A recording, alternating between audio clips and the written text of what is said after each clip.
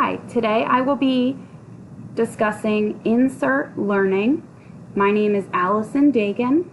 This is a Google extension, so you will actually log on to Insert Learning by adding the extension to your browser for Insert Learning. Insert Learning turns any web page into a lesson for your classroom. Now, as far as Insert Learning goes, you can create your own lesson by hitting New Lesson. You can receive grades from students from what courses they've taken through your Insert Learning extension. You can also select different classes. You can add a new class here. I can create class. I can put test.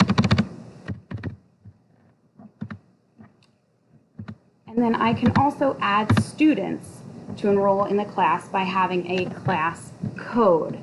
This extension is completely free and a very good resource. I'm going to show you an example. So as far as resources, you can find content here. So I can just search NPR. You can look for their website. You can go to npr.com. The Insert Learning template will come up. You choose a template. Let's say we're doing current events, and then you work through the template. For time's sake, I'm going to show you an example that has already been done that Insert Learning does offer to the teachers. So under Resources, you would just go to Examples. And let's say we want to look at Romeo and Juliet.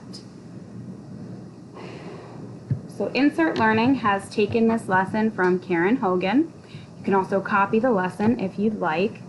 And what Karen has done is put different quizzes in here. This is all part of Insert Learning. You can also add vocab through Quizlet. I can also highlight any type of text. That is only available if I download the lesson. So I'm unable to show you that, but you can hover over this highlight text and do that. You can insert a sticky note.